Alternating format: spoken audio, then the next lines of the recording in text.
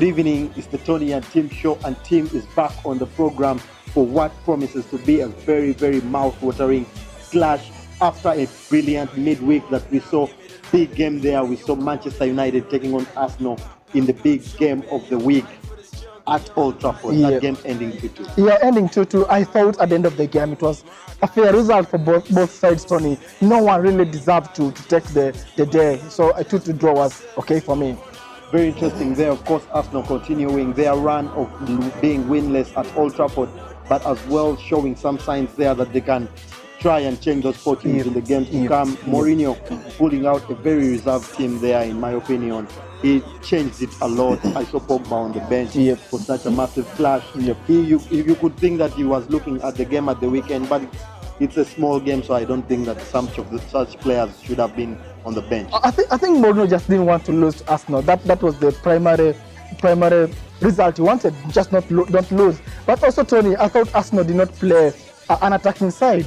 Playing Ramsey up front, Aubameyang and Iwobi, that's not a blistering attack. So I thought the draw was fair after looking at the two teams just at the time of the start of the game. Very interesting there, of course, that draw keeping those two teams out of the top 4 places there, with Arsenal in 5th and Manchester United currently in 8th place. Those two teams must now pick points this weekend. But we turn our eyes to the big one of the weekend. Chelsea in 4th place, taking on a blistering Manchester City team that looks like it will not stop. They are still unbeaten. What a game we have on our hands here, and Sarri has a lot of work to do, especially after that loss in midweek to Wolves 2-1. Yeah, Tony, Sarri has a lot of work to do. I think 2-3 weeks ago we were saying the only unbeaten side in the entire Europe was no competition. Yeah, it was Chelsea.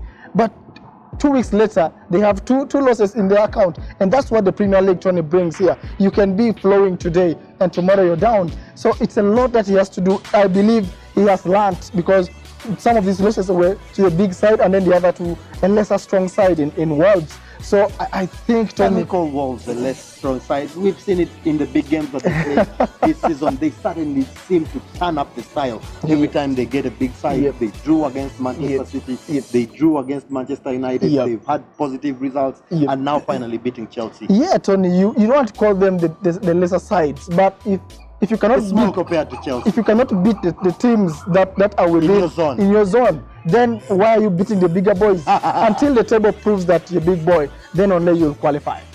Very interesting. Of course, Chelsea come on the back of a loss there in a game that they should have got all 3 points there. They now have been leapfrogged by Spurs in the table, finding themselves in 4th. At one point, they were just behind Manchester City.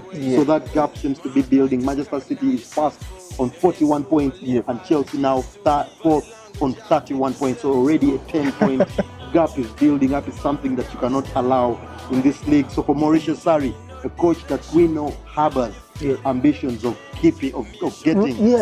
winning the title in his first season in English Premier League. Of course, he's a coach that must be looking to get things right in this one. He's looking to, Tony, and it does not need any motivation apart from looking at the table difference. It's 10 points, and should you lose to Man City tomorrow, and then it's 13 points. I mentioned this when Man U was 16 points, that they're off the title race. I could maybe mention that Chelsea could be out come tomorrow, Tony. Still with his bold predictions, they are very, very interesting. Suddenly, City is a team to beat in the Premier League. They are on 41 points, and they look, even with the heavy fixture that we expect in December, they've already kicked off things with a brilliant win there. With 2 brilliant wins in a row, they are very, very promising for a coach like Pep. Every coach would love to be in Pep's position. He seems every time, even when he tinkers with the squad, we saw in midweek, Raheem Sterling didn't start that game. Aguero was out of the squad, but still the people that came onto the pitch were able to get a big win. So City is a very complicated side. It's an amazing squad, Man City, Tony. What does Chelsea have to do against Manchester City?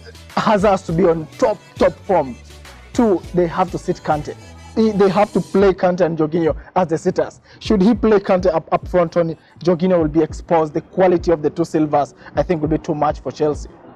Very interesting. We've talked about Chelsea's problems up front for a long time. Morata missed another sitter in midweek. He's a player that cannot be relied on. Giroud, we've already talked about. They have their complexities up front. But it's at the back though. Yep. Kepa Arrizabalaga, the record signing, the record goalkeeping signing. Yep. He is not keeping the clean sheets that this team deserves. Yeah, he's not keeping, but I don't want to blame that young boy because I believe Luis and Rudiger Tonny are not established pairing. They are not. They are suspect in the back. And we might see them exposed again. If Aguero plays in this game, I think he'll expose them more. But you look at Alonso, he caused, I think, the 2 goals. It was actually Alonso's side where the goals came from. We've mentioned before that Alonso likes attacking. And we thought with the back 4 he would sit. He kept on attacking, and against Wolves, we were able to see that Alonso was exposed. And Man City can be... He definitely can't afford to do that. And for sure, Sterling having benched in midweek, it will be Sterling in that position. I am so scared for this Chelsea side. Very, very interesting. Of course, Chelsea must ensure that all their players are on top there. We've mentioned Kante before. The coach needs to slide him back into that holding role. He's not a player that needs to keep going forward. He has the legs, of course, to do it, but he's a player that you see the body language. That is a player that's being played out of position. Hazard, like you said, has to be on top.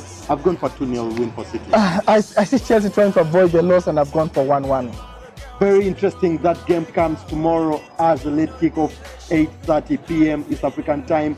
Don't miss any of that action. It's going to be a very, very blistering game at Chelsea's home, the Stamford Bridge. We'll be coming back after the break with more of the game.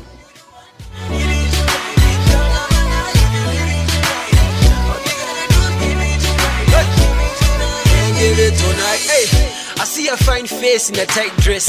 I see class, I see that.